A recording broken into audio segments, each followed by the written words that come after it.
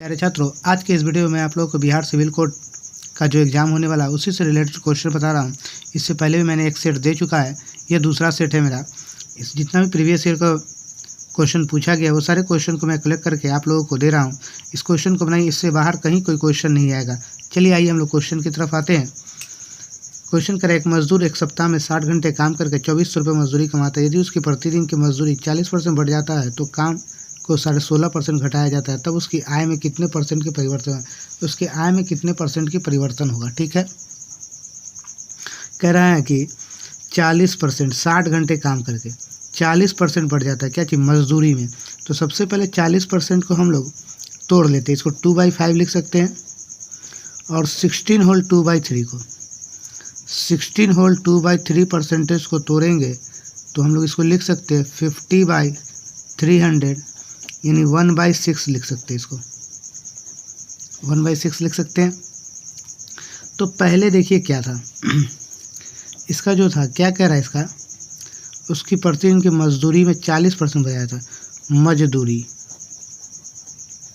तो मजदूरी जो था पहले 5 रुपया था, अब क्या हो गया, बढ़ गया, यानी ये क्या हुआ, 2 ऐड हो गया ना, ये 2 रुपया बढ़ जा रहा है। तो ऐड हो गया क्या होगा, 7 हो जाएगा। तो नया वाला क्या हो गया, 7 हो गया। कह रहा उसके काम को इतना घटाया था, काम यानी उसका जो वर्क है, वर्क पहले क्या था, वर्क को घट गया, यानी घटाएंगे यहाँ से, सब्ट्रैक्ट कर लेंगे तो क्या हो जाएगा, ये 5 हो जाएगा। सब्ट्रैक्ट करेंगे तो क्या हो जाएगा, 5 हो जाएगा। तो पहले उसको जो काम था वो 6 होता था, लेकिन अब उसका काम क्या हो गया, 5 हो गया। मल्टीप्लाई कीजिए, कितना हो गया, 35।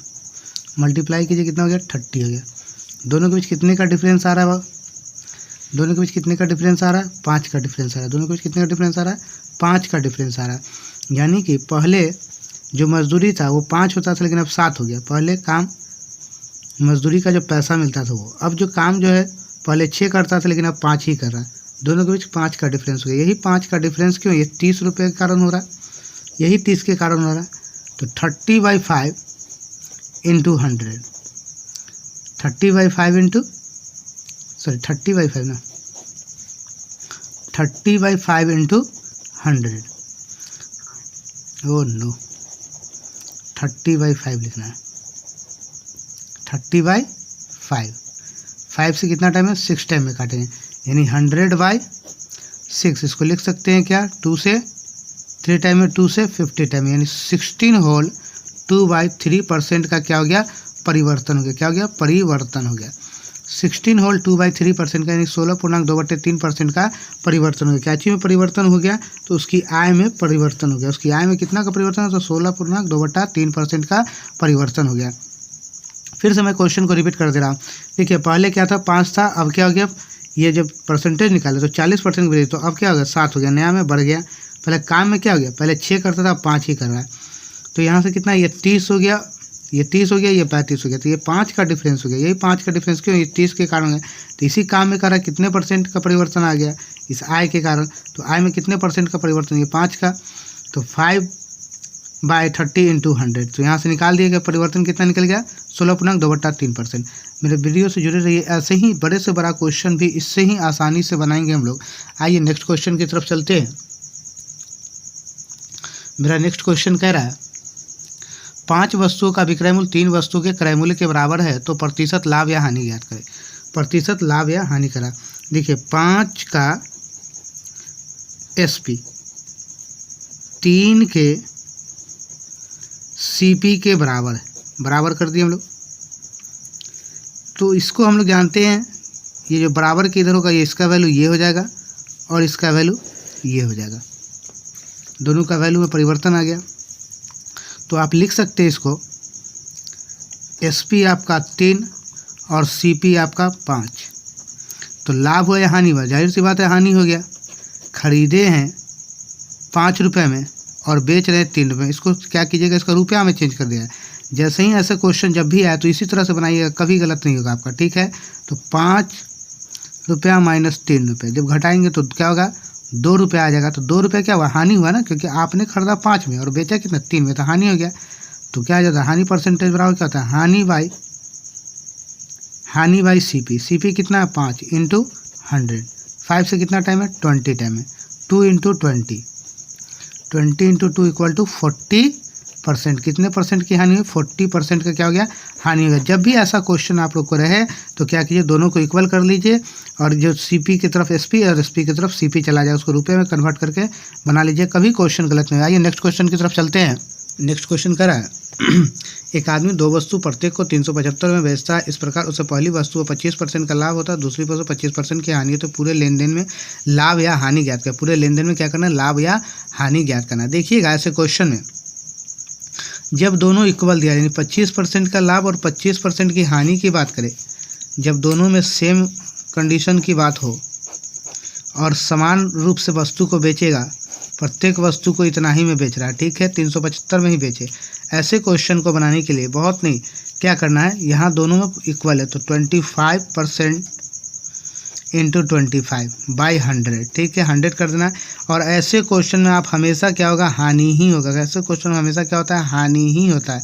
25 से 4 बार में ये 25/4, यानी इसको लिख सकते हैं 16 whole 1/4, 16 whole 1/4 percentage, 16 whole 1/4 percentage इसको हम लोग लिख सकते हैं।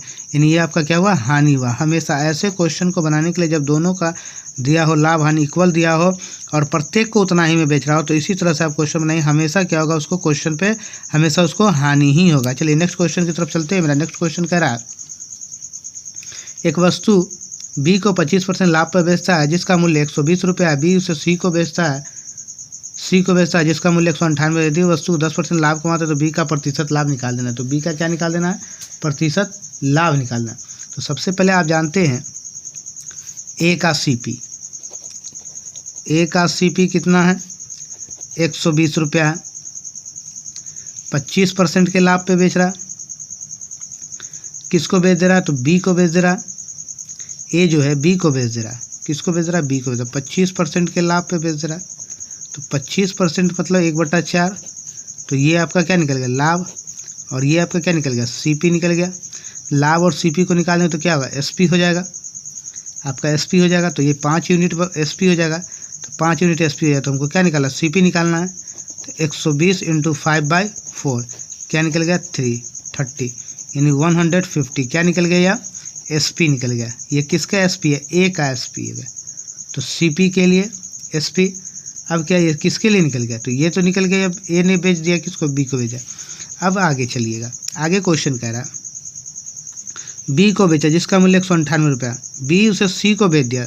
तो सीपी जो है, सीपी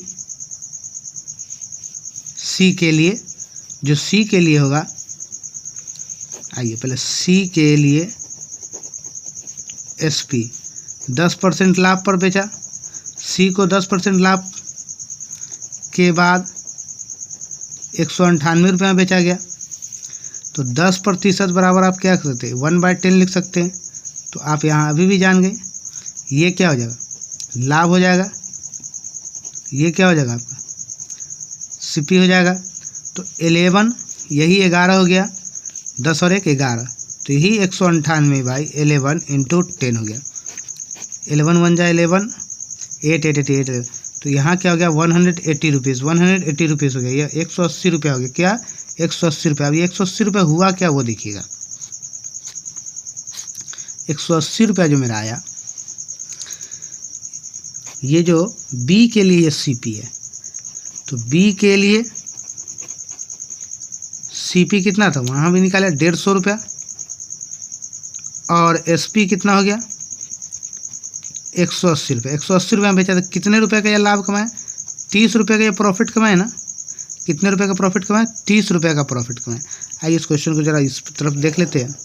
ये 30 रुपये का प्रॉफिट कमा लिया, तो ये लाभ हो गया इसका, 30 रुपये का इसका क्या हुआ, लाभ हो गया।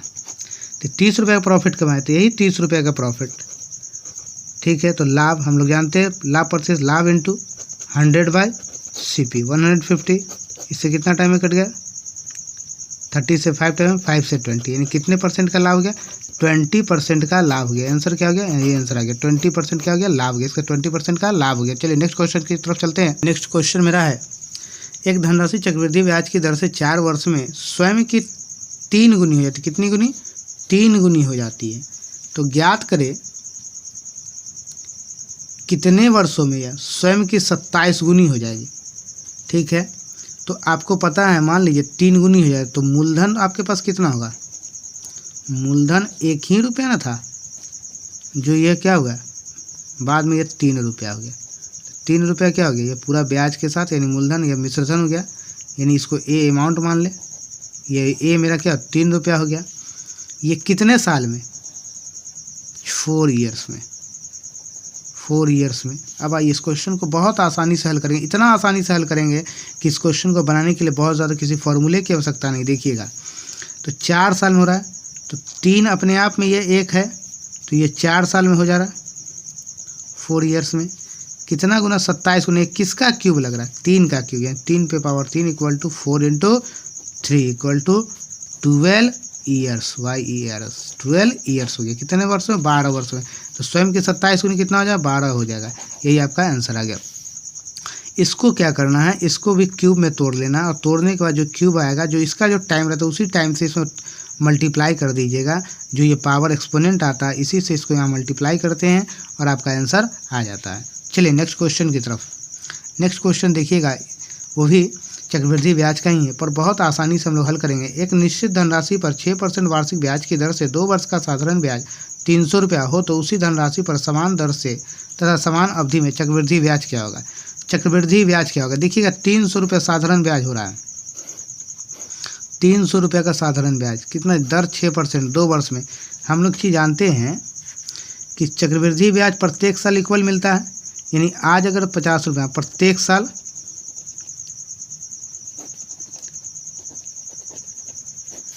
प्रत्येक वर्ष साधारण ब्याज जो होता है वो इक्वल होता है। वो क्या होता है? बराबर होता है, बराबर मिलता है। तो 2 साल में आपको 300 रुपये मिला। 2 साल में कितना मिला? 300 रुपये। तो 1 साल में आपको कितना मिलेगा? 300/2 यानी 150 रुपये मिलेगा। 1 साल में कितना मिल गया? 150 रुपये मिल गया। तो इसी 150 रुपये पे ना आपको चक्रवृद्धि ब्याज मिलेगा, इसी 150 रुपये। तो 150 रुपये का ही 6% निकाल दिए। 150 का 6%, 50 से 3 बार में, 50 से 2 बार में, 2 से 3 में, 3 तिहाई 9 रुपये आपको एक्स्ट्रा मिलेगा। तो टोटल पूछ रहा है समान अवधि पर चक्रवृद्धि ब्याज क्या होगा? 300 रुपये तो मिल ही रहा था, बढ़ कितना रहा? यही तो 9 रुपये बढ़ रहा है ना, इस 150 पे 9 रुपये बढ़ गया। तो 300 + 9 यानी कि कितना आपको मिलेगा टोटल चक्रवृद्धि ब्याज? 309 रुपये आपको चक्रवृद्धि ब्याज निकलेगा। क्या निकलेगा? चक्रवृद्धि। देखिए कितना आसानी से हम क्वेश्चन को हल कर लिए, इतने बड़े बड़े क्वेश्चन को इतने आसानी से हल कर लिए। इसलिए कहते हैं only for think without think, बिना आप लोग पेन यूज़ किए भी ऐसे क्वेश्चन को हल कर सकते हैं। तो ये जो बिहार सिविल कोड का था, आप लोग मेरे वीडियो से जुड़े रहिए। जितने भी क्वेश्चन हैं मैं सारे क्वेश्चन का सेट बाय सेट बना के भेज रहा हूँ आप लोग को, आप मेरे वीडियो से जुड़े रहिए। चलिए इसी के साथ नेक्स्ट वीडियो में मिलते हैं। आप मेरे चैनल को लाइक सब्सक्राइब करते रहिए।